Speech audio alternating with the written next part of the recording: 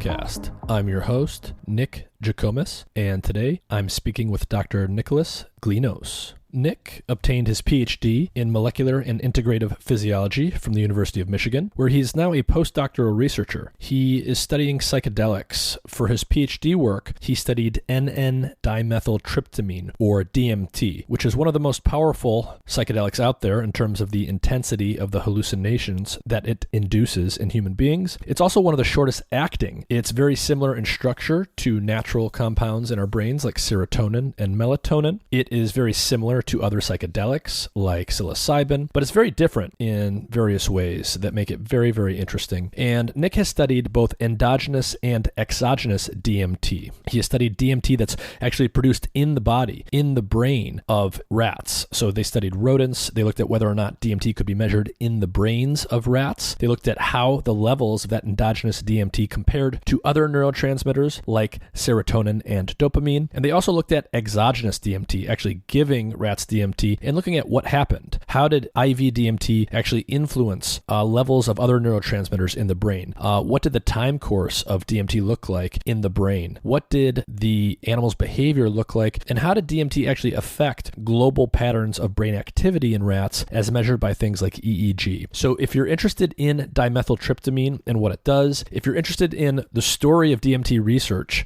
going back to the early 1900s and what we learned over time and what we just learned recently in terms of whether this is truly an endogenous compound in the mammalian brain, this is a fascinating conversation.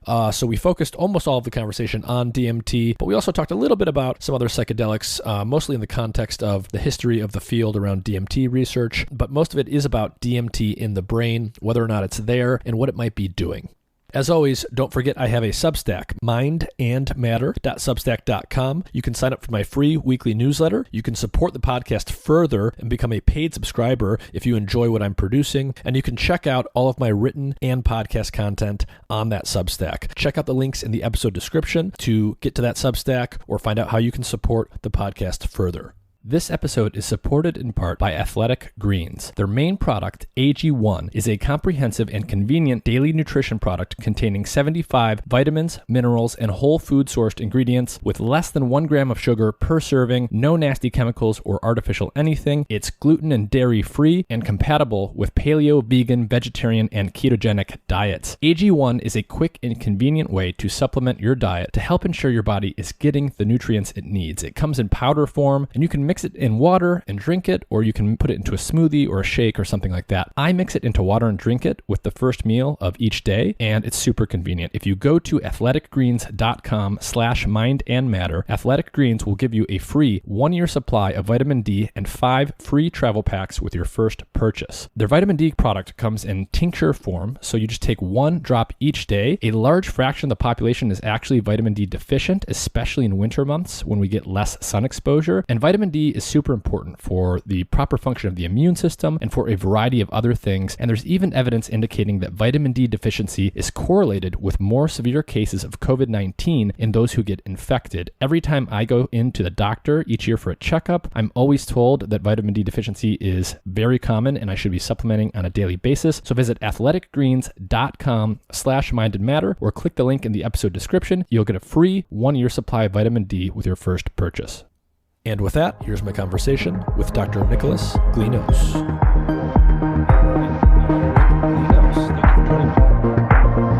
You're welcome. Yeah, thanks for having me. Can you start off by just telling everyone a little bit about who you are and what kind of research you do? Yeah, so I finished a PhD in Molecular and Integrative Physiology at University of Michigan last May, so almost a year ago now. And my PhD work was focused on DMT primarily. We looked at endogenous DMT and how it's regulated and different functions of endogenous DMT. And then we also explored some different aspects of exogenously administered DMT in a rodent model. I also contributed a lot to psychedelic education and activism at Michigan during my PhD and published some papers on naturalistic psychedelic use and looking at interactions with healthcare providers and changes in outcomes reported by people using psychedelics naturalistically. And currently, I'm in a postdoctoral role also at the University of Michigan, and I'm in the Chronic Pain and Fatigue Research Center. And there we have a group that's working on various psychedelic studies, and we're currently running a clinical trial with psilocybin treating patients with fibromyalgia. Interesting. So, yeah, I read some of your work looking at DMT, endogenous DMT, and the effects of exogenous DMT in rodents, which was very interesting. I just want to give people a little bit of a background in terms of what DMT is and what was known about it before getting into your work. So, can you give people like a cliff notes on like what is DMT chemically? How is it different from other psychedelics? Yeah, I think DMT is the most interesting psychedelic, and that was my passion when I came into graduate school was to get involved in DMT research. It's a pretty simple molecule. It's structurally similar to the neurotransmitter serotonin. It's also structurally similar to other psychedelics like psilocybin.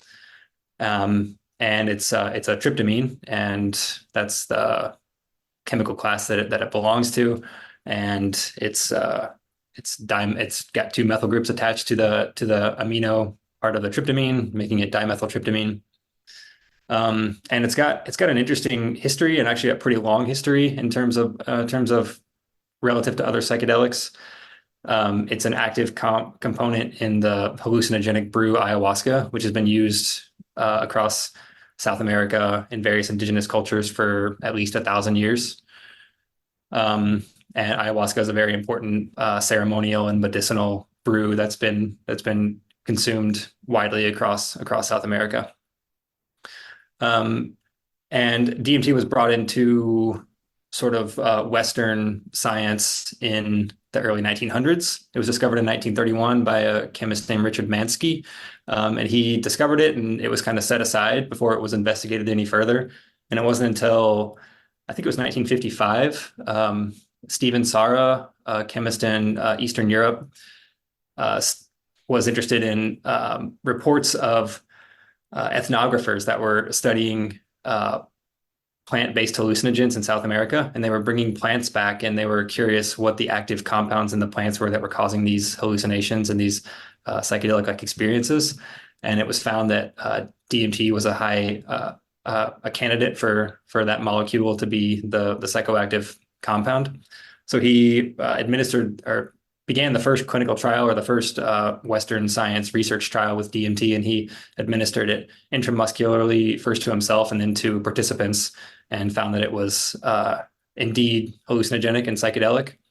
I How think much he did he also, inject himself with? what's that? How much did he give himself?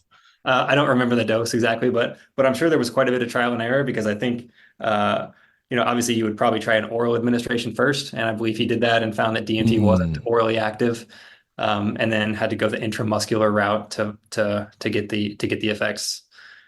Um, so that kind of brought some interest into this molecule, into this compound as a psychedelic compound.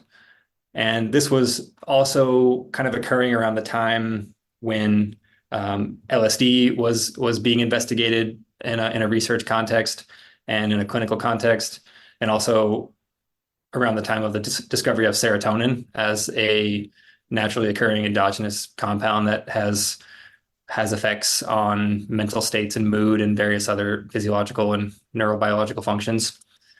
So this idea of uh, I guess further on that is it was also soon discovered that DMT was a naturally occurring endogenous compound. So it was found in first it was found in rodents, and then it was found to be detected in human bodily fluids and cerebral spinal fluid and blood and plasma. And when we say it was detected, it was found to be an endogenous compound. What exactly does that mean? I know that it means it's found in the body, but I want to make a distinction here between um, did they figure out that it was produced in the body and doing something, serving a biological function, or was it detected at the body in very low levels and may just have been some kind of metabolic byproduct? And how do we actually decide which one? Mm. Yeah, that's a good point. So I think the latter is the correct. So it was detected in in human bodily fluids, blood, urine, cerebrospinal fluid, at very low levels, Mm. which are, in current understanding, those levels are not recognized to be physiologically significant. So even today, after having known that DMT occurs in the body naturally, we've known this for almost 75 years. We still don't know the function of DMT, and it very much could be, like you said, a metabolic byproduct or an inactive metabolite. Um, but there's still reason to investigate it for reasons that it's a naturally occurring compound and it likely does have some function. Mhm. It would And when they be found surprising. it in animal tissues, did they find it at higher levels back in like the mid 20th century? Not so much. Not there wasn't really any comparative studies to show that DMT was at found at levels comparable to other active metabolites or active neurotransmitters or signaling molecules. Most of the early work was actually done indirectly. So what they would do is trying to discover or understand the biosynthetic pathway of DMT, and they would do Mhm. that by taking enzyme extracts or tissue extracts and incubating them with the precursor molecules like tryptamine, and then finding out whether that tryptamine can be methylated to form N-methyltryptamine and then dimethyltryptamine. And that's sort of an indirect measure of determining whether DMT could be active or could be present in the body, in the mammalian body. I see. So DMT is a tryptamine, which means it's probably ultimately produced from tryptophan in the body. It's similar chemically to serotonin. It's similar to other psychedelics like psilocybin and psilocin. It was discovered, decades and decades ago now. They knew it was there. They could detect tiny amounts in cerebral spinal fluid in humans. They could detect small amounts in other animal tissues.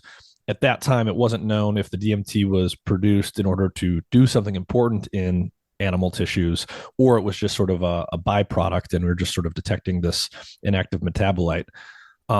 When do people start figuring out that this is the component of ayahuasca and that this is the spirit molecule, as Rick Strassman called it?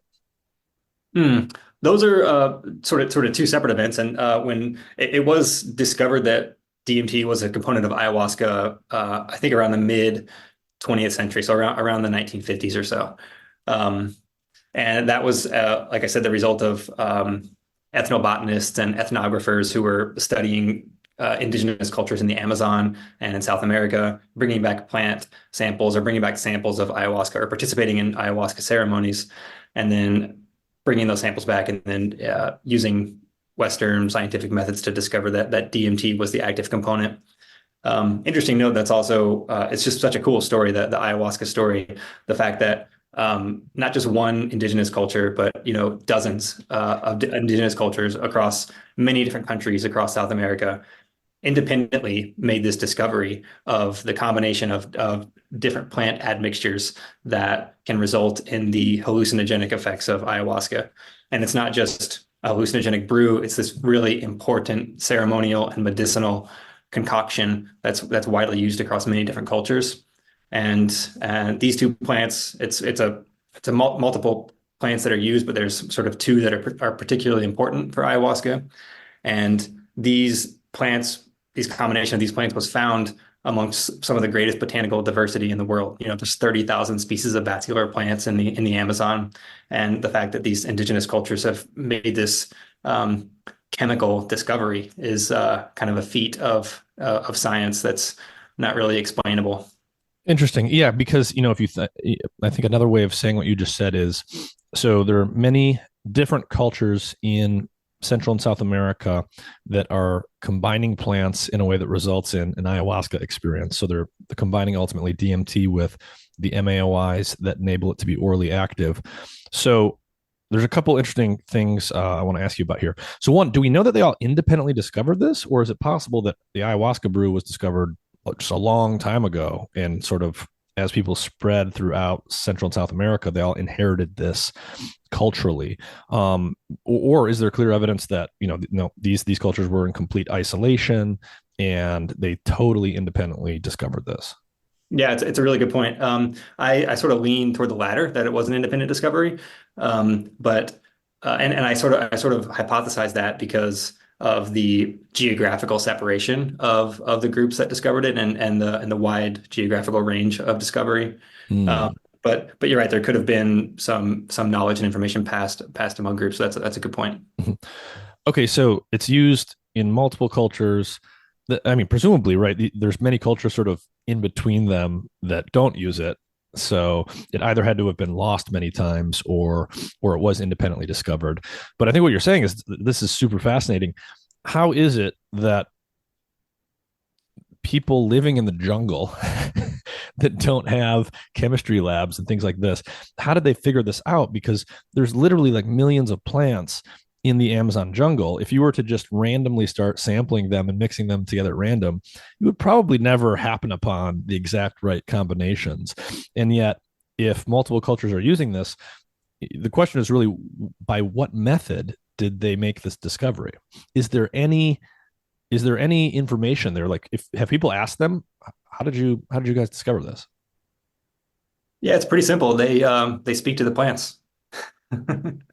That's the answer you get, or that's the answer I've heard. There's a communication with nature in a way that is not accessible or reasonable or normal for us, for maybe us in modern scientific labs, like as you said.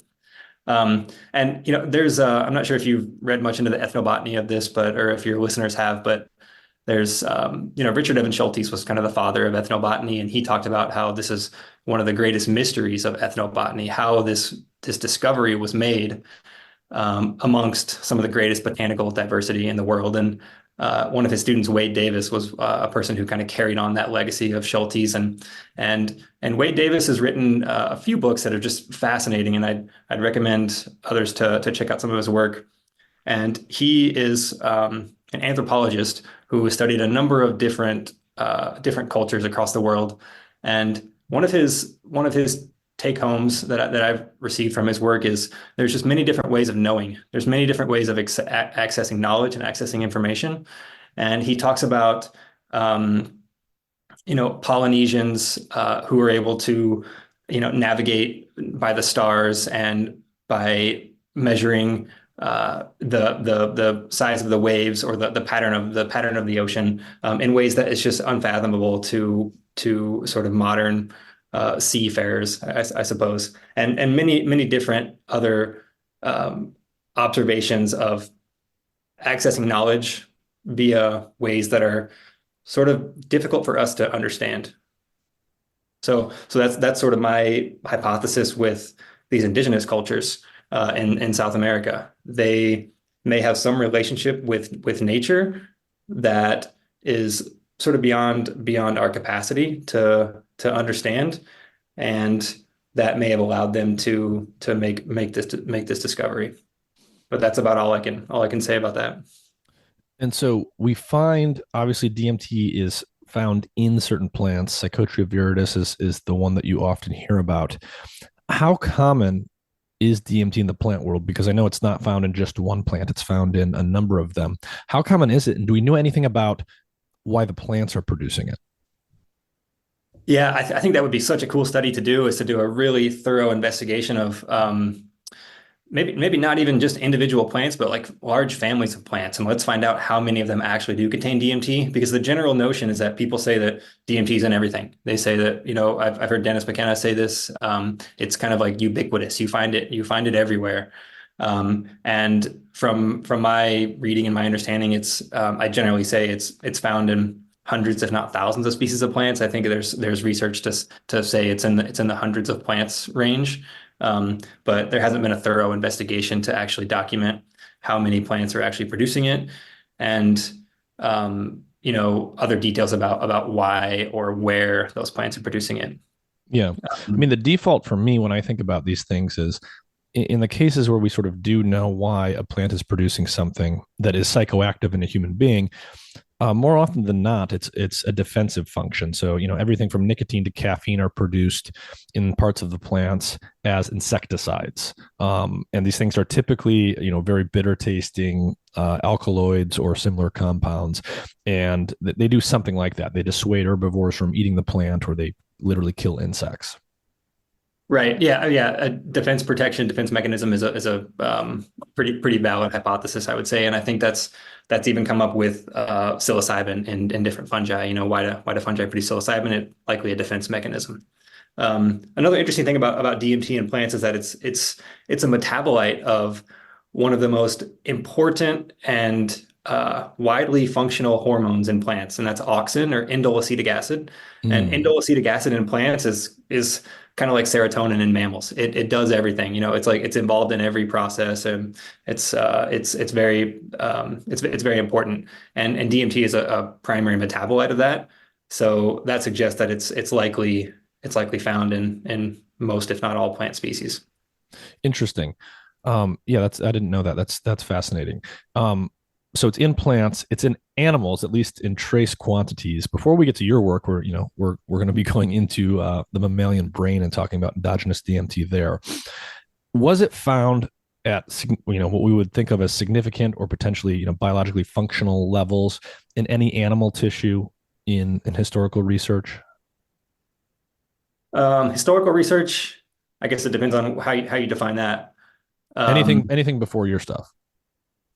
Yeah, there was at least one paper that showed that DMT was present in the rodent brain at concentrations that are pretty close to serotonin and dopamine.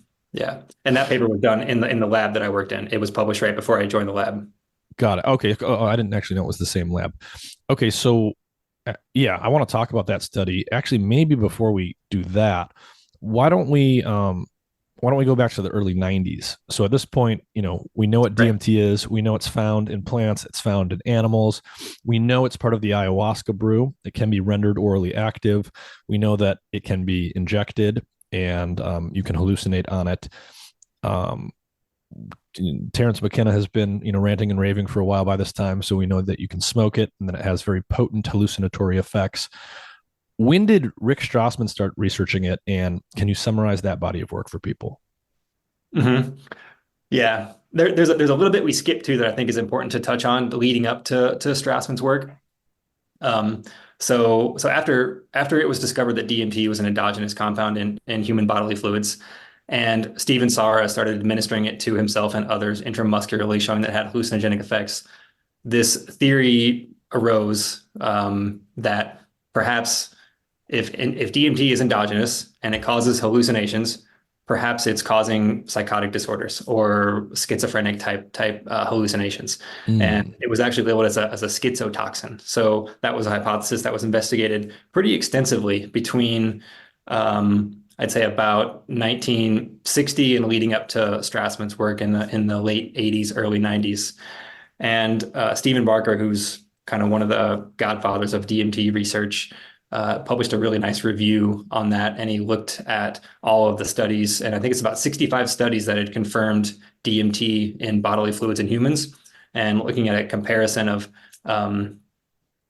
psychotic versus non-psychotic patients and whether there's any kind of correlations or relationships between DMT levels and occurrences of schizophrenic type symptoms. And it's largely come to the conclusion that there's not a correlation there, that there's no evidence to support that endogenous DMT is contributing to the symptoms of schizophrenia or psychotic conditions. But it's still, the hypothesis is not put to bed.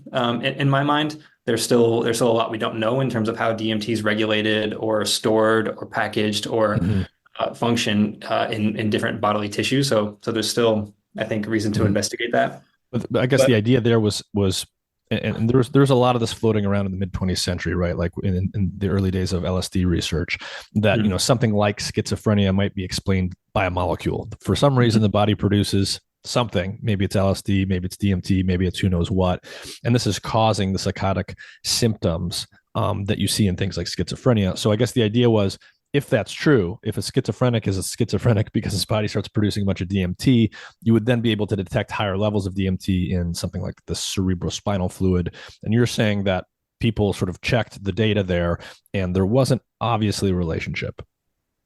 Right. Yeah, exactly. And I think you maybe alluded to this, but it's to me the hypothesis comes off as a bit reductionist. To for us to come and say Mm-hmm. that this really complex psychotic disorder, this that causes hallucinations and paranoia and all sorts of different things, is one molecule is responsible for that. It's a little bit reductionist in my mind to take that stance.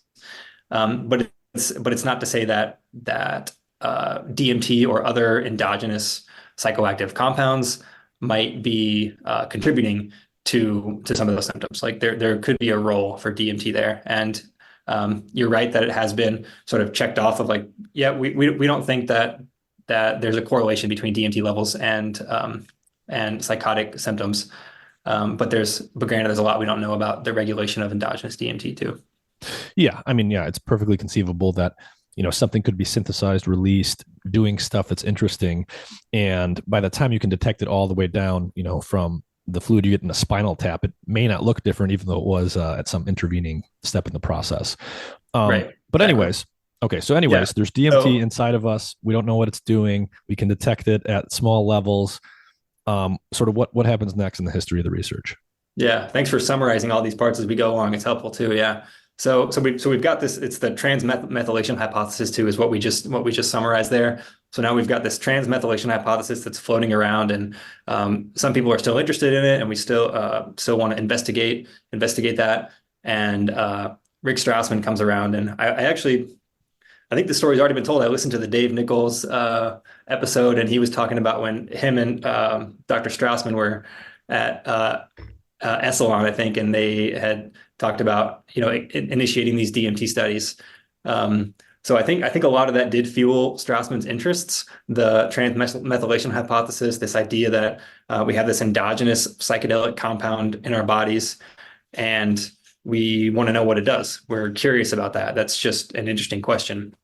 Um, and also that it may have some sort of therapeutic benefit as well. So I think that fueled some of the interest. And those guys got a study started at the University of New Mexico, and that in that study they administered intravenous DMT at a few different doses, and then just really did like kind of a basic physiological and subjective assessment. So this was actually the kind of the first, maybe not the first, but one of the first clinical trials in the modern psychedelic age that kind of kickstarted the psychedelic renaissance. It's been credited with being one of the trials that started modern psychedelic research. And through that book or through that work, Dr. Strassman published the DMT, the Spirit Molecule, and which is a documentary and a book of the same name. And he put forth a few somewhat provocative hypotheses relating the occurrence of endogenous DMT to different processes of dying or near-death experiences. And that was, yeah, I think that was kind of the essence of some of that work Mhm. without going into the details too much. And can you give people just a sense for, the time course of the effects, the nature of the hallucinations, anything else that we know about that's just the raw physiological effects? What's it doing to your heartbeat? Is there any evidence of toxicity or anything like that? Mm-hmm. Yeah, so the effects are very short-lived relative to most other psychedelics. Generally, DMT, when used recreationally, it's vaporized and inhaled. And in the Strassman study, it was injected intravenously. And in both of those routes of administration, the effects typically last approximately 10 minutes or less, peak effects potentially 5 minutes or less. And then usually within about 15 minutes total, the effects are completely unnoticeable. So it's a very rapid acting psychedelic and very powerful in terms of subjective effects. So users often report being sort of transported into an alternate dimension or reality, going through some sort of breaking through some sort of portal or some sort of barrier into an alternate dimension, and coupled with kaleidoscopic um, visual effects, closed eye hallucinations, sometimes interactions with different entities or alien type life forms, or maybe even like ancestor type forms. Um, and then sort of returning back to reality after this extreme feeling of like disembodiment and being separated from your physical body, and then returning back to reality and having the effects be almost completely subsided within, like I said, about 15 minutes. Um, Physiological effects, it's not toxic. There's hasn't been any toxicity associated with it. Increased heart rate and increased blood pressure, kind of expected effects from the drug. Um, and I think that's, yeah. In terms of the hallucinations and the subjective effects, they are both very intense. They're completely immersive as long as you take enough. Like you said, people report it's as if the entire world is replaced and you're going into a different reality. So the super intense effects. They're also short-lived. Do we know why these two things are true? Why is it that the effects are so short, and why is it they seem to be so intense? Does it have something to do with interacting with specific receptors in the brain beyond the classic psychedelic receptor? Does it have to do with the drug being metabolized super quickly? What explains these features? I think it's a couple of things, and one important thing is the route of administration, because it's either smoked or injected intravenously. I think if you look at some of the older studies when they injected psilocybin intravenously, you also see very short effects, or shortened effects compared to the oral administration of psilocybin, and that's just because it gets absorbed super quickly through the intravenous administration, and then therefore can get cleared quickly as well. So that causes a very rapid onset and then a short duration. And also, yeah, DMT is also very rapidly metabolized by monoamine oxidases, which are present widespread throughout the body. So the combination of the route of administration and rapid metabolism, I think, results in the fast onset and the short duration.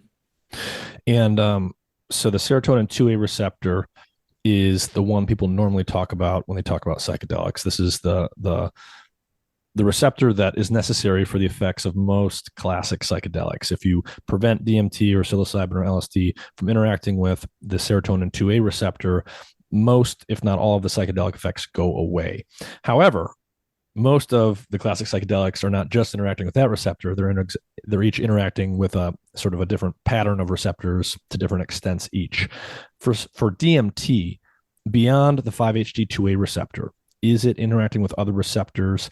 And is there anything interesting that we've learned there?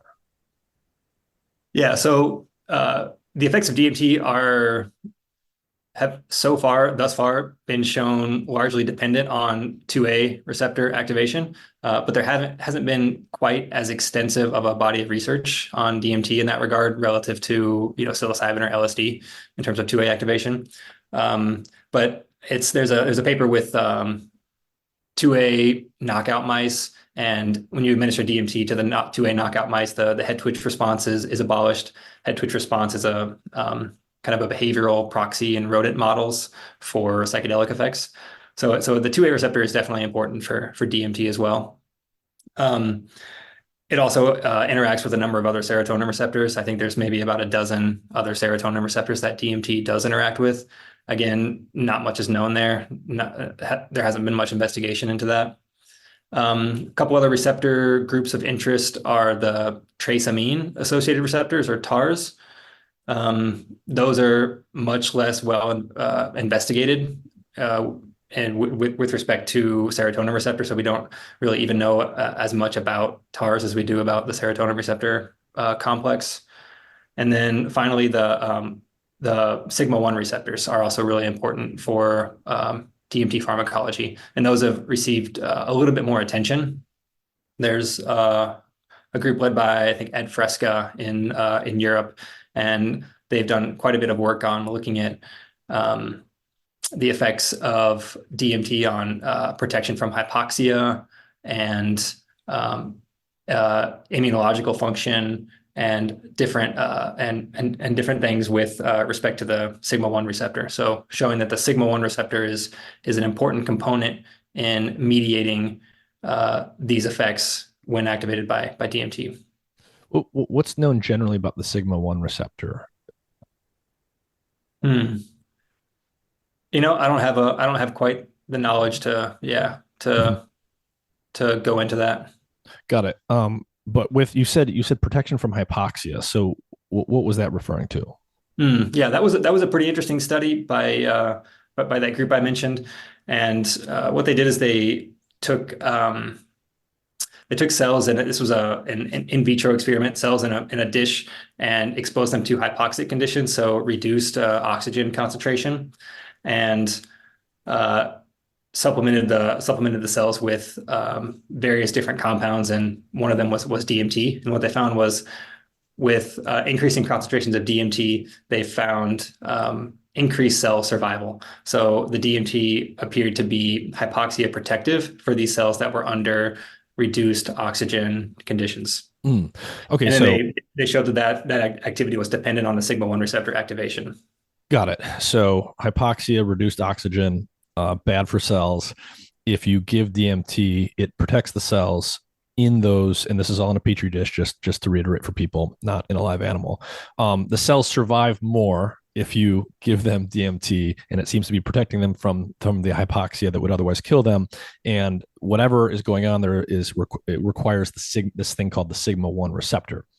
So that brings us to some other studies, because you could look at data like that and you might think, well, maybe if this molecule DMT is preventing cells from damage or death from hypoxia, maybe cells in the body, maybe even neurons, store some DMT. And when hypoxic conditions arise, the DMT is released, and it's a protection mechanism for the cells so that they don't get killed or damaged in a low oxygen environment.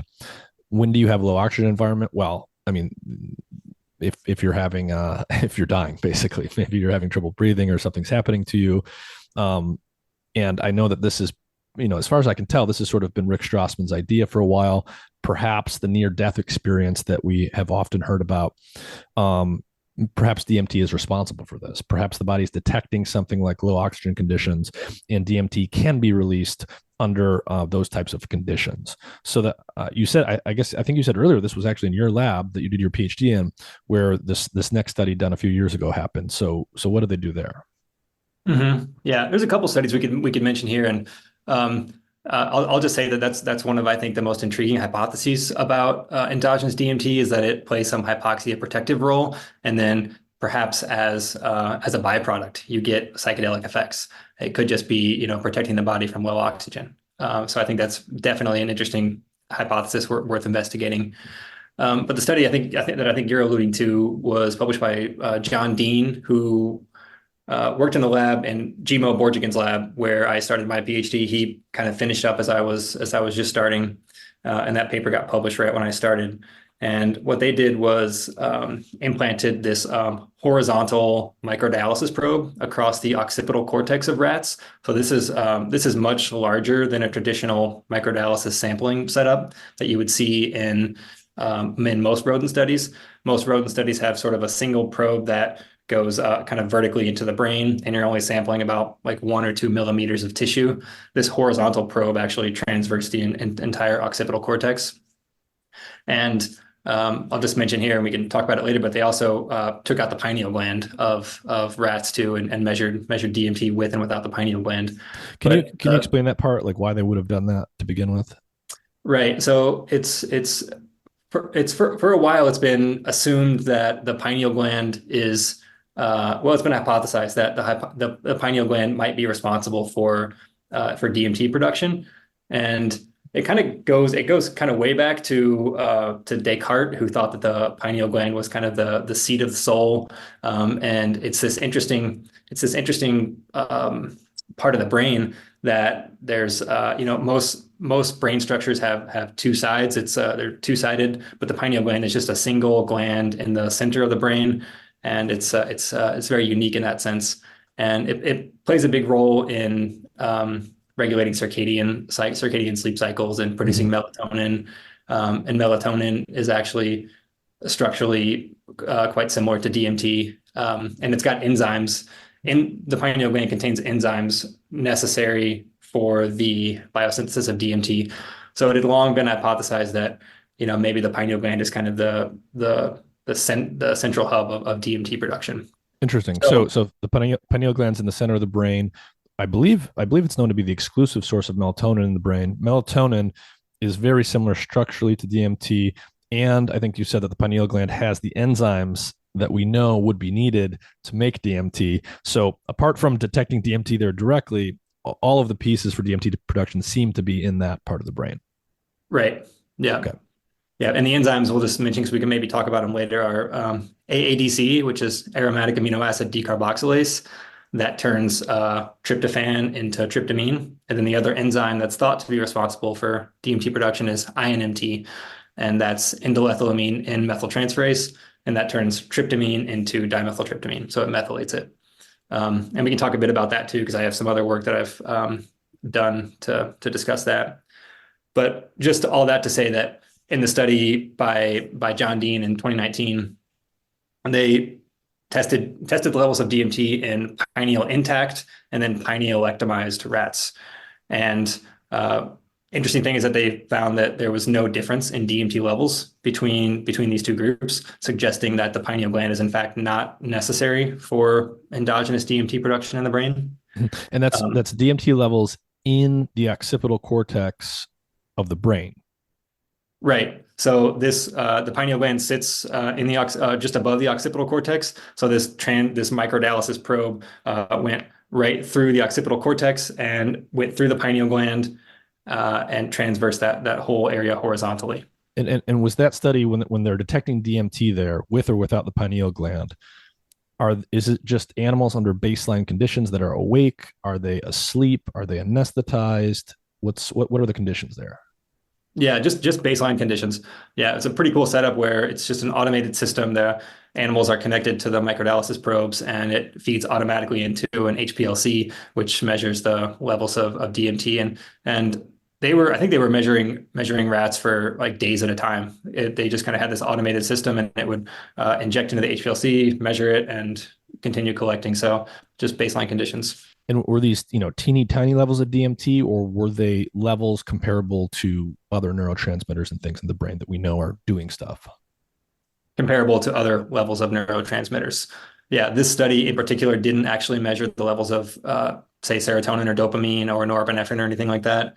But if you cite other research or reference other research, you'll see that the levels were within that range. And I think it's about 1 to 2 nanomolar is about the average levels that they were detecting. I see. So they detected DMT. Did they do any control measurements of other endogenous compounds at all? No, not that I know of. I'd have to check, but I don't think they might have actually measured. No, I'm not sure. Yeah. Yeah. Interesting. Okay. Yeah, I'll have to go back and look at that one. You really want We'll that. we'll have to take a look. Yeah. Yeah. Yeah. I can't quite remember. And then what was the other big experiment there? I believe in this one they were basically looking at animals that were had experimentally induced cardiac arrest. Right. That's kind of how we got onto all this. Yeah. So we talked about this kind of near-death connection or this dying connection to DMT, and this hypothesis that DMT might be hypoxia protective, might be released under low oxygen conditions. So they set to test that. And with these microdialysis probes implanted in the occipital cortex, they subjected the rats to experimental cardiac arrest, which is CO2 induction. So putting CO2 into the air and eliminating oxygen. And what they found there was, I think it was about a 6-fold increase in DMT levels following the cardiac arrest event in rats. And it was a significant increase statistically. So that suggests that DMT is responding. There's a physiological response that's causing DMT to increase. Mm-hmm. Albeit a very intense physiological response. Cardiac arrest is a very stressful and intense event, but it does suggest that there's some physiologically mediated release of DMT, which is one important component if you were setting out to characterize DMT as a neurotransmitter or as a signaling molecule. You would want to show physiologically dependent release or activation.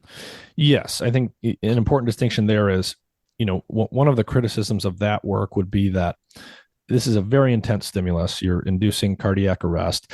And there's a difference between the regulated release, say, of a neurotransmitter through, a calcium dependent excitation mechanism, like, normal neurotransmitter that's packaged in a vesicle. It's sitting there, it's waiting for an action potential, and it goes out like a very regulated process, versus something like this, which it could just be that you're basically killing the animal and everything is getting dumped out all at once, which would be a different thing, right? Yeah, which is actually, I think, which is true, because the lab, GMO's lab, the lab that I'm discussing, where that published this work, did that study, and they measured a number of other neurotransmitters following cardiac arrest. Glutamate, GABA, serotonin, dopamine, norepinephrine, all those things, and they all spike massively after cardiac arrest. So there's this is, like I said, a very stressful, intense physiological event, and likely the brain's going into some sort of protection mode, and everything's getting dumped out. Okay, so we know that the DMT is there. It's there before that happens. It goes up after that happens, along with everything else going up. So we at least know that there's some amount of DMT there. That's, I don't think we know where it is, right? We don't know if it's in vesicles or it's packaged somewhere else, but it does seem to be there. Right, but I'll also say another limitation of this study is that the sampling time is 12 and a half minutes. So we're collecting a sample every 12 and a half minutes. And if you're thinking about an intense cardiac arrest event, it's probably going to happen on the scale of seconds or less. I see. And if we're grouping all that into a 12 and a half minute sample, then we're likely missing a lot of the important nuance of that process. Mm-hmm. So based on that evidence, would you say it shows that there is endogenous DMT in the brain under baseline conditions? Or would you what are the conclusions you would actually draw from that study that you think are rock solid? I think that's the main conclusion. Yeah. And that was actually the first study to show that DMT is present in the living rodent brain, freely behaving rodent brain. A lot of the older studies that had showed DMT in the brain, it's like post-mortem tissues. So, which, is still valid, but this is sort of showing that DMT is present in the freely behaving rodent brain. So I think that's probably the most solid takeaway from that study. Mm-hmm. And so I guess a question at this point is the DMT there because it's only to protect the brain from hypoxia or something like that under special conditions? Is it some kind of, stress protection type molecule? Or, the more provocative, the more interesting hypothesis would be, no, it's actually used as something like a neurotransmitter. And so, unpack that for us, like what the thinking is there, what the hypotheses were, and how that feeds into the work that you did. Yeah, so I think it would need a lot more evidence to be characterized as a neurotransmitter. The hypoxia hypothesis is a very interesting one, and it seems there's some data out there to suggest that it is functioning in a hypoxia protective role. But in order to characterize a molecule as a neurotransmitter, there's a number of criteria that have to be met. And if you look at some of the canonical neurotransmitters like serotonin, you'll see that there's specialized neurons for their synthesis. So we have serotonergic neurons, and those neurons have the enzymes necessary for the biosynthesis of serotonin. So we would need that for DMT. We would need DMT-ergic neurons, which there may be. Another finding of that study by John Dean is the co-localization of those two enzymes, INMT and AADC, was found in a number of different brain regions in the cortex, in the choroid plexus, and in the pineal gland as well. So that those could be areas where there are quote unquote DMT-ergic neurons. So that's one criteria for a neurotransmitter. Another criteria is that there's a mechanism to package and store the neurotransmitter in vesicles. That's generally done to protect the neurotransmitter from metabolic degradation and to sort of store and sequester it so that it can be released via exocytosis in a concentrated package. Another criteria is that once that vesicle is released via exocytosis, that the neurotransmitter activates a postsynaptic receptor. There's some receptor on the other side of that presynaptic neuron that gets activated and causes a downstream physiological response. Another criteria is that after that postsynaptic receptor has been activated, the molecule would need to be recycled or metabolized in some way, and often that's a reuptake mechanism. Like for serotonin, it's SERT, it's the serotonin transporter that can take serotonin back into that serotonergic neuron, and then either metabolize it or package it back into a vesicle. And that exocytosis has to be activity dependent. There has to be some physiological response that's causing that exocytosis. So those characteristics still need to be worked out if we're going to start to call DMT a neurotransmitter or a neurosignaling molecule even. And there's a bit of evidence kind of for each of those. So you could very loosely kind of put together a hypothesis that suggests that DMT is a neurotransmitter, but it's not quite solid, and a lot of it's from pre-1980. So there hasn't been much modern investigation into it. So is a fair summary. So all those criteria need to be met before you can say something is a bona fide neurotransmitter in an animal brain. We know that there's some DMT there. We don't know how it's packaged. Is it in a synaptic vesicle? Is it packaged some other way? We know that obviously DMT can activate postsynaptic receptors, right? Like there's 5-HT2A receptors in the brain. If it is being packaged like a neurotransmitter, which no one has proven yet, there would be receptors there for it to activate. But we don't have those other pieces, right? We don't know if it's in vesicles. We don't know if there's neuronal activity dependent release. We don't know if there's a reuptake mechanism. So the jury's still out.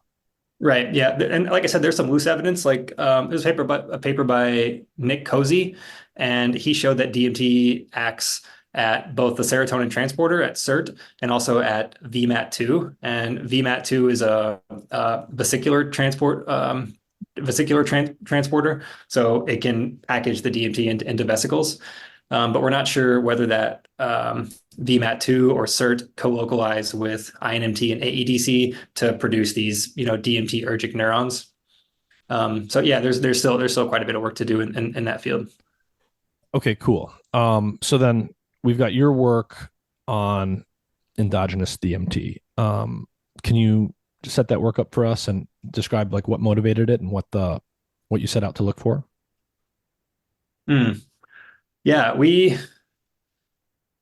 so it had pretty long been assumed, based on the work by Dean et al. that I mentioned before, because that work showed that INMT and AEDC are co-localizing in different cortical neurons and different regions of the brain. So basically, everybody in the field is assuming that INMT is the critical enzyme for DMT biosynthesis, and we're basically using that as an anatomical marker of where DMT might be produced. So we're saying if we can isolate INMT, or if we can show where INMT is expressed, that's likely a region where DMT is being produced. So we wanted to investigate that. We wanted to look into the enzyme INMT and find out a little bit more about it. So we developed an INMT knockout rat model. And if we're operating under the assumption that INMT is the key enzyme for DMT biosynthesis, then the standard hypothesis, the obvious hypothesis, is that an INMT knockout rat would be unable to produce DMT, be unable to methylate tryptamine to make DMT. So that's what we kind of set out to look at. Because if you go back to a lot of the old research, there's actually a bit of ambiguity in terms of how INMT actually got characterized as the key synthetic enzyme. So our work kind of morphed into, well, does INMT actually do what everybody says it does? And is it the enzyme that synthesizes DMT, or is it the only enzyme that does it, or is there more to the story? So that kind of sets it up. And what's the punchline here? when we first generated the INMT knockout rat model, we didn't see much difference. Like sleep patterns were normal.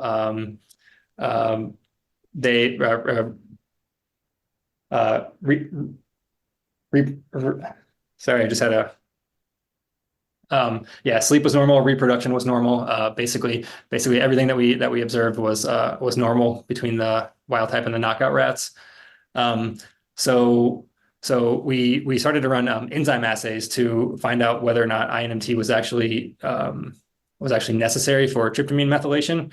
And we kind of went back to the old literature of using tissue extracts and um, tissue extracts from rodent models to test the methylation of tryptamine. Mm-hmm.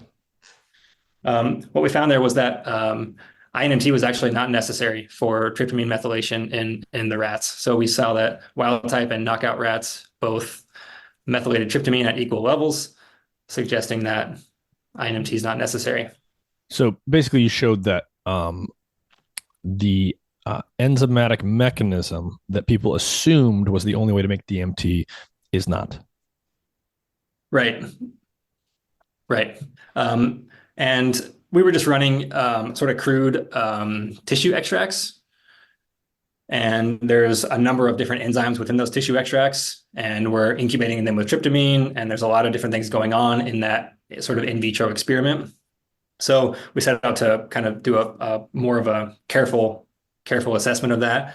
And we generated recombinant INMT protein, and we generated that protein in rats, humans, and in rabbits. So if you go to the historical literature, you'll see that rabbits were tested quite extensively in terms of tryptamine methylation and INMT activity. They seem to have a really high expression of INMT in the lung and a high ability to methylate tryptamine to make DMT. So we wanted to assess the recombinant INMT in rats, rabbits, and humans, and we found that in human and rabbit INMT, clear methylation of tryptamine to produce DMT, but with rat INMT, it was inactive toward tryptamine. So this suggested that in rats, at least, INMT is this was further evidence that INMT is not necessary for tryptamine methylation. What happened when you started giving rodents IV DMT? What things did you look at? Yeah, we were really just interested in doing a kind of a broad characterization of the effects of DMT in rodents. So there's been maybe a handful of studies that have investigated the effects of DMT in humans over the last decade or two, but very few, if any, that have investigated that in rodent models. And we feel that rodent models could be an important model to develop for future mechanistic studies to understand the role of DMT and the pharmacology of it. So we partnered with a group in the chemistry department and measured a whole panel of neurotransmitters before, during, and after intravenous DMT in rats. And I think there was about 17 different neurotransmitters we measured, including serotonin and dopamine and DMT. And then we also did high density EEG. So we implanted 32 screw electrodes on the rat's skull and measured EEG and looked at functional connectivity and spectral power and things like that. And we also did a bit of behavioral analysis with the head twitch response. And so I want to talk about the experiments where you're actually measuring DMT levels in the brain. So there's two questions here. One, which parts of the brain were you looking in and why? And then question two is, how much DMT did you find there? Right. So we were interested in the prefrontal cortex and the somatosensory cortex. And prefrontal cortex, I think, for obvious reasons, because of its role in executive functioning and high expression of serotonin 2A receptors. And the somatosensory cortex was a region that our group had been interested in. It was a region that our group had been interested in for the past several years. We had done different experiments with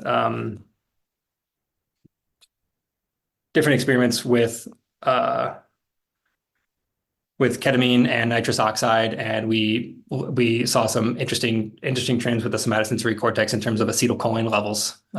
So those were the two regions we were interested in, and we were measuring them not with a traditional microdialysis probe, but with a open flow microperfusion probe. And this is kind of an important part of the study because it allowed us to actually improve the analyte recovery and get kind of a better picture of what's going on neurochemically in those regions.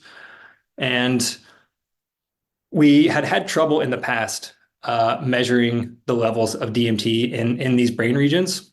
But we thought that if we're administering DMT intravenously, then that's going to cause a massive spike in the brain. So this is going to allow us to sort of develop a method to be able to detect DMT in the brain because it's going to be such high levels. It'll be very easy to detect. So after we started administering DMT IV, we saw huge spikes in DMT, and we're like, okay, now we know what the DMT peak looks like on our HPLC. So we were like, okay, let's try and measure it during baseline conditions now, because now we've got the method worked out. I see. So flood the brain with a lot of DMT so it's easy to detect. You can fine tune your method for knowing how to see it when it's there. So now you're going back to baseline conditions and now you've got a really good tool so that you know it when you see it if it's there. Exactly, yeah. And that was some of the trouble in the early days when we had the INMT knockout rats, because the first experiment is like, well, why don't you take the knockout rats and measure the DMT levels in their brain? Well, we couldn't do it. It was so low. We just couldn't quite get that measurement worked out. But later on, when we started administering the DMT IV, yeah, like you said, we had a clear method, and it was much easier to do. So at that point, we had this open flow microperfusion, which is another benefit of the study, allows us to kind of improve recovery. And with that, we were able to measure DMT under baseline conditions, and then we were able to track it throughout the entirety of the experiment after we administered it intravenously. Mm-hmm. And then I'm doing a screen share here. So we're going to be really careful to describe this verbally because most people are just listening. But what are we looking at here? How much DMT did you actually find in the prefrontal and somatosensory cortex? How did that compare to other things like serotonin and dopamine? Yeah, so it pretty straightforward. The levels of DMT fell right within the range of serotonin and dopamine in both brain regions. So with the plot that we're looking at, this is basal concentrations of DMT in nanomolar levels. And it's showing serotonin, dopamine, and DMT for both brain regions, prefrontal and somatosensory cortex. And with serotonin, the basal levels looks like right around 0.8 nanomolar, with dopamine right around 0.4 nanomolar, and then DMT fell right within that range, about 0.6, 0.7 nanomolar in the prefrontal cortex. And then pretty much the same trend in the somatosensory cortex too. So this measurement, so what this is really showing us is that, and is this rats or mice? I forget. Rats. So in the rat brain, in prefrontal cortex and in somatosensory cortex, you can detect DMT at levels that's comparable to two other major neurotransmitters in the brain. Right. And this is basal conditions. So the animals are alive, they're awake, they're not doing anything in particular. You're not giving them DMT, and there's sort of nothing special happening, just baseline conditions. Yeah, exactly. Yeah. We just keep them awake. Like you said, yeah, they're alive. We just don't allow them to sleep. And yeah, just the baseline conditions. So this is actually, I think it's one of the bigger findings of this work, but it's basically just supporting what was shown in the previous paper. So it's already been shown by John Dean's work that DMT is present in the brain at about those levels. One of the differences is that John Dean and the others, they were measuring in occipital cortex. This is in both frontal and sensory cortex, which is the first measurement in those brain regions. Yeah. And I mean, this would imply that, like plausibly, it's just found throughout cortex. Right. Yeah. And this would support the work from John Dean showing that INMT is expressed widely throughout the cortex too. Mm-hmm. Okay, so the next figure, I'll put this up on the screen as well. This is going to be an experiment where you're actually now giving animals IV DMT, and you're looking at DMT levels across time. So it looks like you use 3 different doses, and I'm hoping you can just unpack this result for people.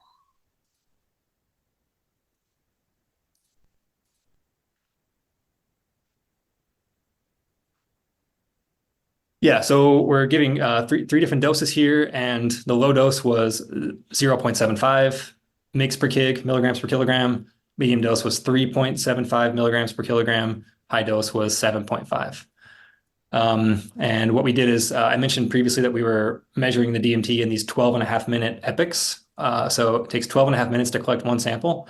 And the first 4 samples are baseline, so just basal conditions. And then the next 7 samples are drug conditions. So the DMT is administered at the beginning of the 5th sample. And it's just a 5-minute bolus infusion intravenously into the jugular vein. and we measure the DMT in that first sample there, and then all of the additional samples following that. I see. And yeah, So each of these data points is about 12 and a half minutes of time. 12 and a half minutes, but it's there's a number of different rats for each data point, obviously, too. Yep. So Yep.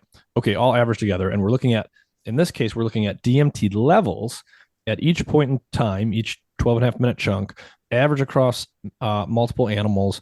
We've got 3 different doses represented here. Talk to us about what's happening here to DMT levels, and then can you explain that in relation to the behavioral effects and how long those last? right. So unsurprisingly, we see this dose-dependent increase in DMT levels in the brain because we're administering it into the vein, and then we're measuring it in the brain. You think the more DMT you give, the more you're going to be able to measure in the brain. And there's a large and significant spike at all 3 doses during the drug infusion period. Following that, we sort of group the epochs into drug, post-drug, and recovery. So that just to kind of make it a little bit easier. The post-drug encompasses the D3 through D5 epochs, and then the recovery is just the D6 and D7 epochs. And there's also sort of a dose-dependent sustaining of the levels of DMT in the brain, where at the low dose during the final 3 epochs and in the recovery period, we see that the DMT levels go back to basal conditions, so they're no different from the baseline conditions. But in the medium and high doses, those levels of DMT remain significantly elevated from the basal conditions. And this is true in both the prefrontal and the somatosensory cortex. And this is interesting because if we say each epoch is about 12 and a half minutes, and the DMT was administered here at D1, or at the first drug epoch, there's 7 epochs there times 12 and a half minutes. That's maybe about an hour and a half. And that indicates that when DMT is administered intravenously, 90 minutes later or more, we can still detect high, significantly elevated levels of DMT in the brain. And this is interesting, I think, because this is not the trend you would see if you were measuring DMT in the blood. If you administered DMT, like this is the way that it's done in the human studies. You administer DMT into the vein, and then you're also measuring the DMT from circulation as well. And you see that DMT is cleared from the blood much faster than it is from what we see here in the brain. And that suggests that there could be some potential storage or sequestration mechanism in the brain that's allowing the DMT to remain significantly concentrated there for a prolonged period of time. I see. So it doesn't prove this, but it suggests the possibility that there's some way to store DMT in the brain for extended periods of time. Right. Yeah, because this is not what you would expect if you were measuring DMT in the plasma or in the blood. Yeah, it would spike and then drop off much more quickly, probably within these first 2 time points, right? Right, exactly. And okay, interesting. How long? So if you're just assessing the animals behaviorally, so let's say you're looking at the classic head twitch response in animals, which is our proxy for hallucinogenic effects. What would that look like in comparison to this? So for example, at D3, D4, D5, especially at the higher doses, you've still got elevated DMT levels in the brain of these rats. Do they look behaviorally normal at that point, or do they still have a head twitch response or other indications that they are tripping, basically? Right. So thanks for bringing that back up. The behavioral response was also dose dependent, and I think what I wrote in the results was that with the low dose, the behavioral effects last approximately 10 to 15 minutes, medium dose, maybe 15 to 25 minutes, and then the high dose, up to 35 or 40 minutes. And the head twitch response is actually a very, very acute response. It happens in the first 10 minutes from the start of DMT administration to 10 minutes after that. After that, you won't see any head twitches. So they all occur in that D1 period there. I see. So the classic head twitch response that people use to assess something's hallucinogenic potential, that would all be occurring in this first 12 and a half minute D1 time period here.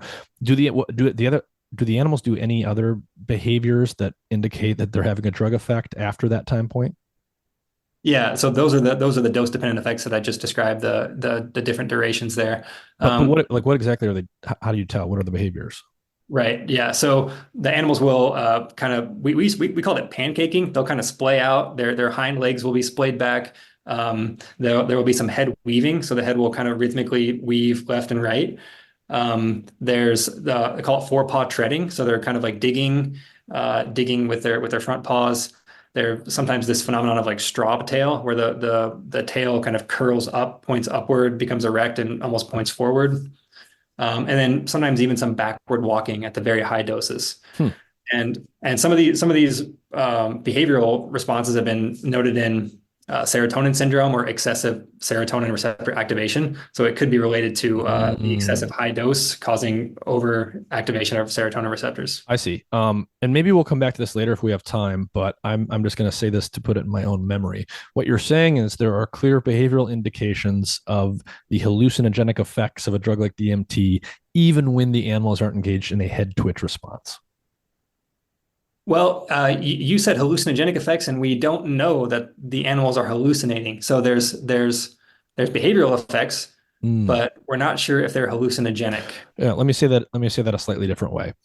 The head twitch response is presumed to be a proxy for hallucination and hallucinations that would occur in humans when we study these things in animals who we can't get inside the minds of. But there are reliable behaviors these animals will display to known human hallucinogens, um, even in the absence of head twitch responses. Right. Yeah. Okay. Okay. Yep. Interesting. Okay. Maybe we'll come back to that. But okay, what is this next experiment showing us here? Next one here is looking at the effects of IV DMT on the levels of serotonin and dopamine in both of these brain regions. I see. So you're basically asking if you give an animal DMT, does it change the levels of other neurotransmitters in the brain? Exactly. Yeah. And with these two neurotransmitters specifically, it does, particularly for the medium and the high doses during the drug effect. So it's an acute effect. And in the prefrontal cortex, we see that the levels of serotonin spike during the drug epic for the medium and the high dose, and then for dopamine, that happens at the high dose during the drug epic. And then in somatosensory cortex, it's a similar pattern. Interesting. All right. So you find DMT in the brain. It obviously goes up when you give IV DMT. That's what we just looked at. It actually stays elevated at the higher doses for longer than you might have expected previously, longer than it stays at high levels in the blood. You're seeing here that it's also increasing levels of dopamine and serotonin. And did you guys look at anything else or just serotonin and dopamine? We did. We had that whole panel of about 17 different neurotransmitters, and I feel like that might be this next figure here. So yeah, this is looking at a whole panel. There's acetylcholine, there's GABA, glutamate, and then a number of different amino acids, histamine, glutamine, glucose. Yeah, just a Hmm. number of different things. And Were there the any? kind of Yeah. the big takeaway here is that there were no drug effects. So there were no changes during the drug epic I see. with any of these neurotransmitters or signaling molecules. We did see some changes in the recovery periods. So I think one interesting one is phenylalanine. You'll see decreases in the post-drug and the recovery period in the high dose. And phenylalanine is a precursor for dopamine, so that could relate to increased dopamine production, Mm. something there. Another interesting thing is that we don't see any changes in GABA or glutamate, and serotonergic psychedelics, classic psychedelics, are thought to be glutamatergic, and a number of studies have shown that glutamate spikes, especially in the prefrontal cortex, with psychedelic administration, but we didn't see that here. And that actually, to my knowledge, had not been investigated with DMT as of yet. So I know it's been shown in rodent models with psilocybin and other psychedelics, but had not been tested with DMT, and our results didn't support a glutamatergic response. Mhm. One little question here, from my own understanding. You've got three different doses that you used. Were these completely distinct cohorts of rats, or were you giving the rats the low dose, then giving the same rats the medium dose, then the same rats the high dose? Yeah, it was a repeated measure, so every rat got all three doses in Hmm. a randomized way.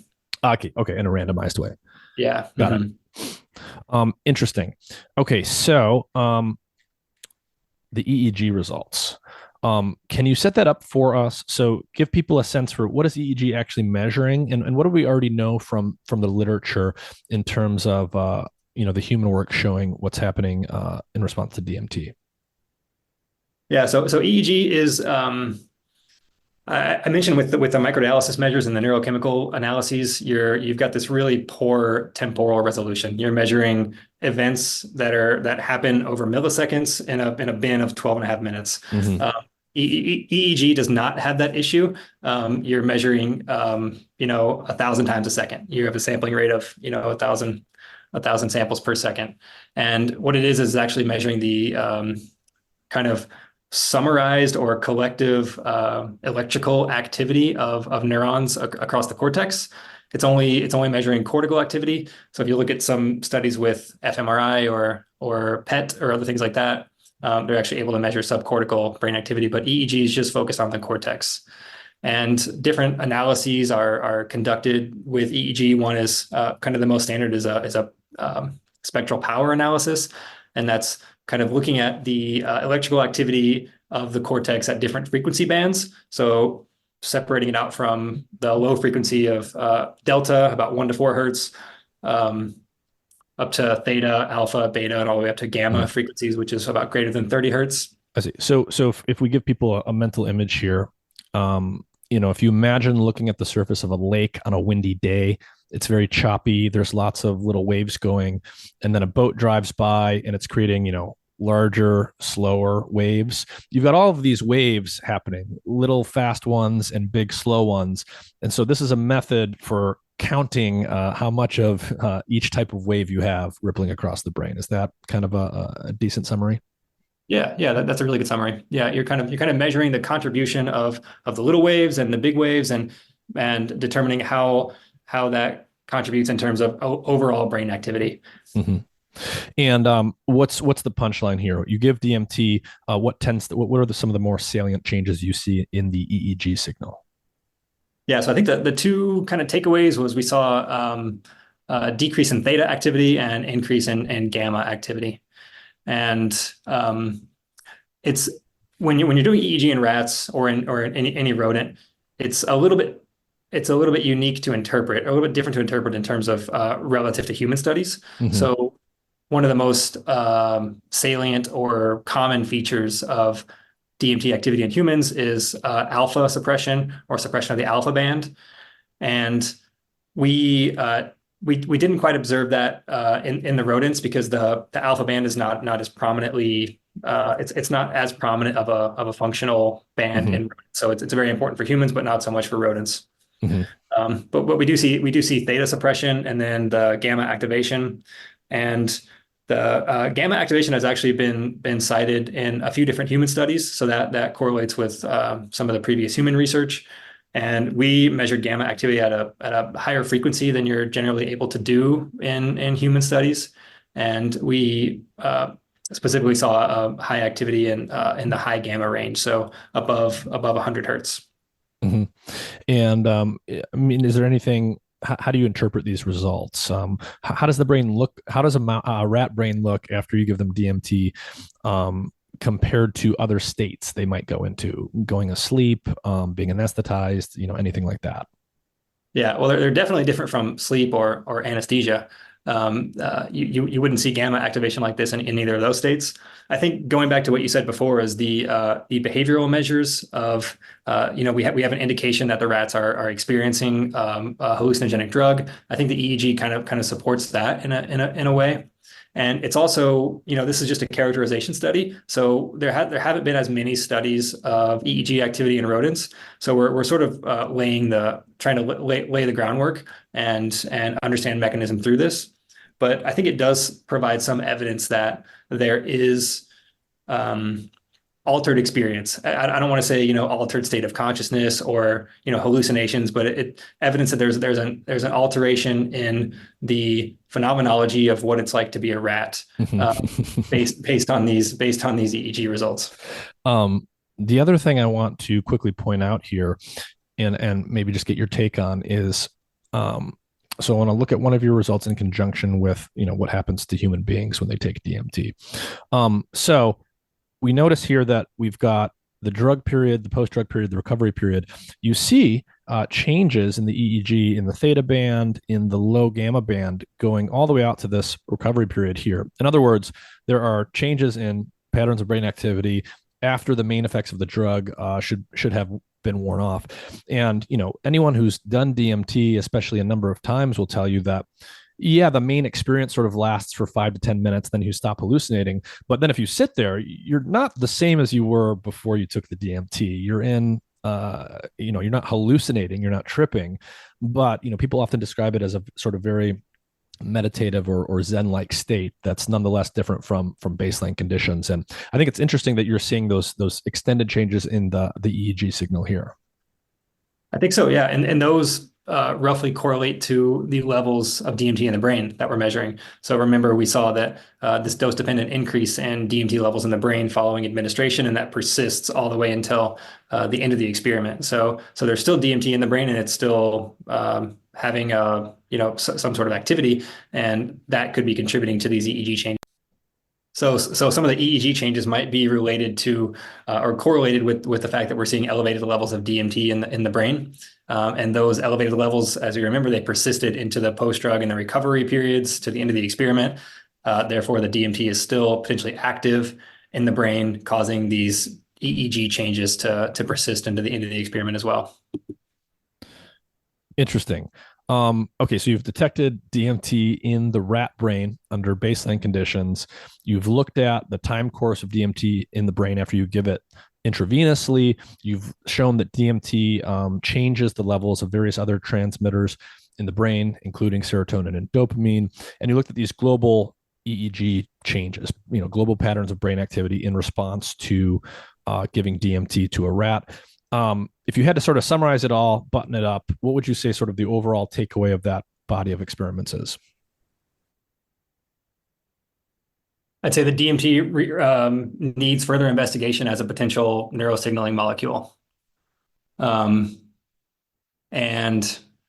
it has effects on the canonical neurotransmitter system that need to be investigated further. It's for the most part, it's a characterization study, so it's hard to make any causative conclusions here. But I think it does kind of lay the groundwork for some future studies to understand what's DMT doing in the brain and how does it work mechanistically. Mm-hmm.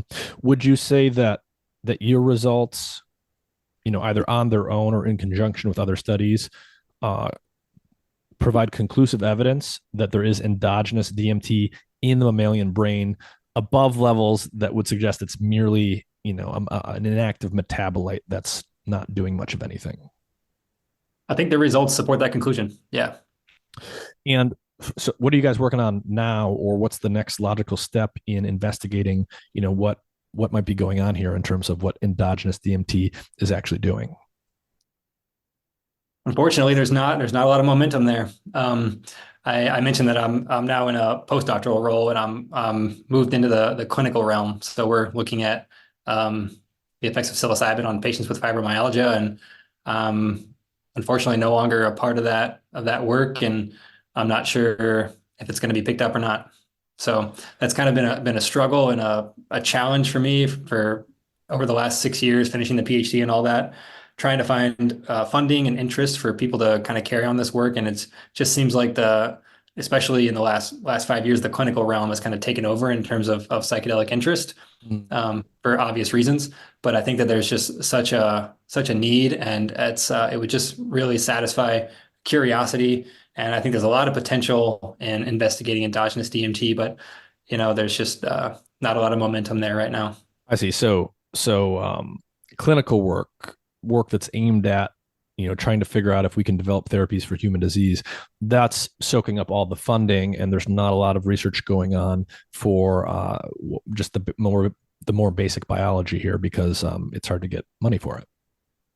Yeah, that's my interpretation. I mean, the NIH is starting to put out notices for grants with regards to psychedelics, and they're not interested in, the endogenous mechanisms of DMT. They're interested in how can psilocybin or MDMA treat depression or, trauma or things like that. So I think that is soaking up a lot of the resources, and I don't think academic professionals are able to get grants to fund this kind of work very easily. So it's just not getting a lot of momentum. And so a lot of the clinical work is being done. People are trying to use psychedelics to treat various conditions. MDMA assisted psychotherapy for PTSD. You're looking at fibromyalgia. Others are looking at a whole set of other things. So using psychedelics to treat human conditions, or developing psychedelic derivatives, potentially non-hallucinogenic derivatives that can serve that function. And I think we all understand why this is important and why so many people are chasing this. One of the key experiments people do when they are trying to develop psychedelic derivatives that are not hallucinogenic, that we can then go do clinical trials in humans with, is they'll give animals new drugs. They'll look for this thing called the head twitch response. Do animals have this high speed twitching over their head in the first few minutes of giving the drug? And that's the proxy behavior. So the way that people think about this is, okay, if we give an animal, say LSD, it's going to twitch its head a little bit in the first few minutes, and that's our proxy for hallucinations. We know that LSD is hallucinogenic in humans. If I now create a new drug derived from LSD that I hope retains some of its therapeutic potential but is non-hallucinogenic, I will first give that to an animal, hopefully observe that it's not twitching its head, and that's what makes scientists think, this might not be hallucinogenic, therefore let's see if we can go do human clinical trials with it. So with all that in mind, Nick, I want to look at your head twitch data from rats, because there's a couple things here that I think were interesting. So let me do a screen share one more time. So you gave 3 different doses of DMT to rats, and you gave it to both male and female rats. We can just look at the pooled data, I think. And you looked at the number of head twitches in a certain period of time, and you noticed that a different amount of head twitching happened at different doses. So can you summarize this data for us? What are we looking at here?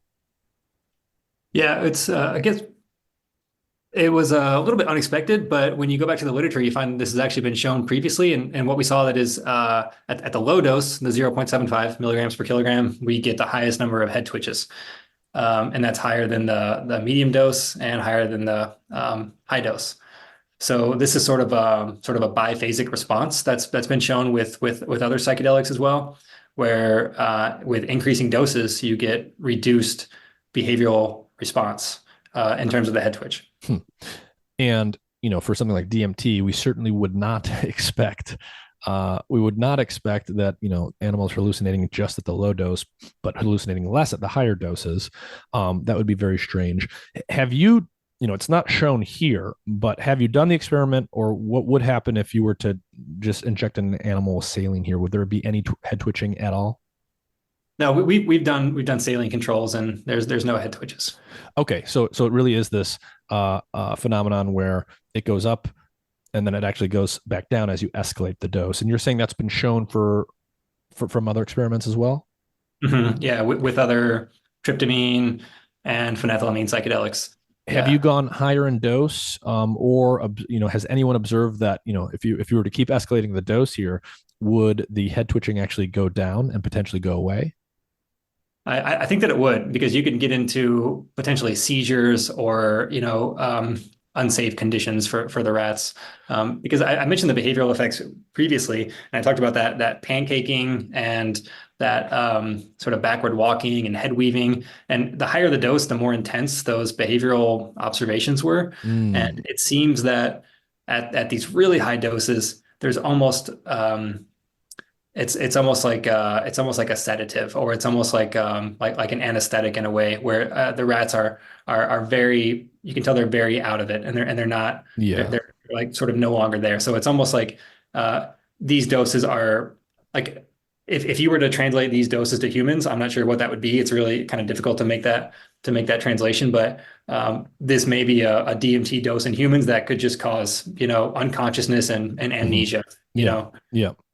So in theory, so the reason I found this interesting is, I used to work in a rodent lab. I know that people often they do different behavioral analyses.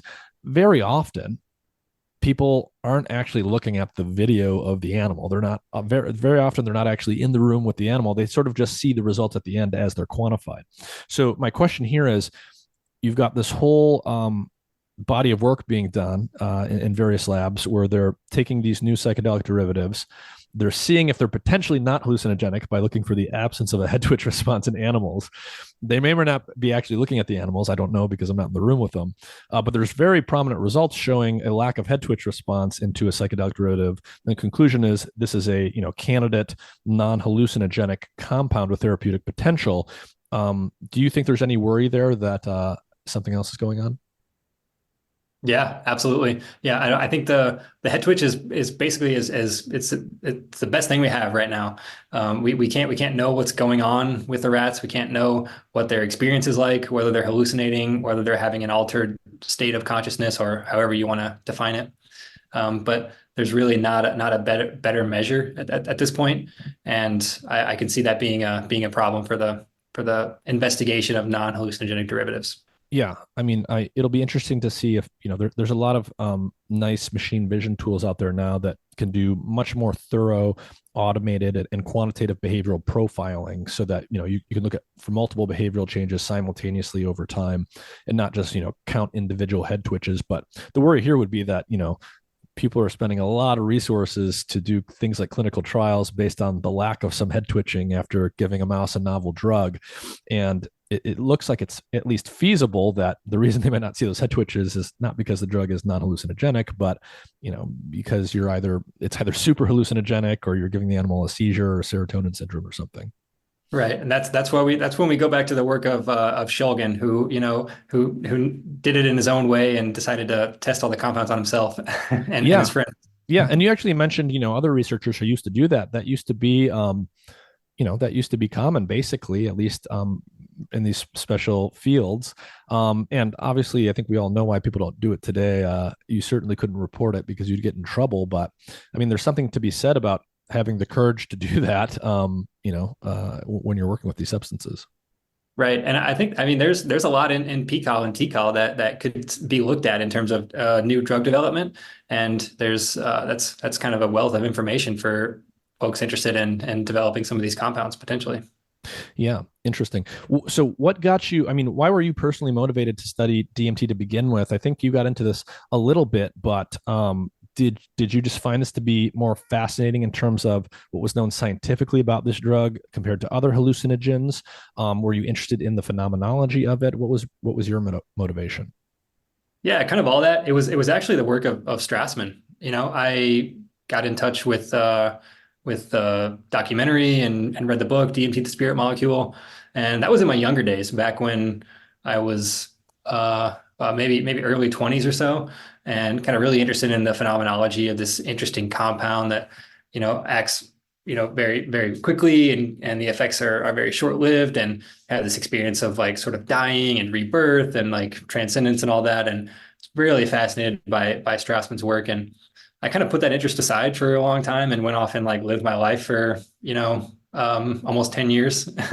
Had different jobs and traveled around, and ended up going back to college in my mid 20s.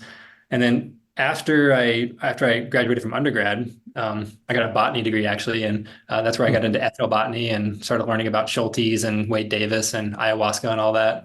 That was in about 2018, 2019, and I was I was like, man, there's this psychedelic renaissance that's about to happen. It was like just emerging, just coming onto the field. Like Roland Griffiths and their group were publishing some of those seminal studies on anxiety in cancer patients. And I was like, man, if I'm going to grad school, I gotta get back involved in this psychedelic stuff. This sounds really cool, and it's like the opportune time to do it. So I sent Strassman an email, and sure enough, he set me up with the lab at Michigan here, and GMO's lab where John Dean was working, and had just been publishing that work with the rats. And And that's how I got connected with them. And then through that, I sort of just like rode the wave of, the last 5 years of psychedelic interest that's been kind of rolling across the country and the world. Is there anything from what we talked about, anything from your work that you want to reiterate or summarize for people again before we sign off? I think if there's anyone out there who knows how to bring some funding into endogenous DMT research, I have a group of people who could help support that, and I'd be happy to talk with anyone in that regard. Or if anyone out there is just curious about endogenous DMT and wants to get in touch with me, I'd be happy to just have a conversation about what we talked about here and other things. So, yeah. All right. Well, if that's it, thank you very much for taking the time. This was really interesting work to dive into and dissect, and I look forward to seeing what you do next. Cool. Thanks, Nick. Appreciate it.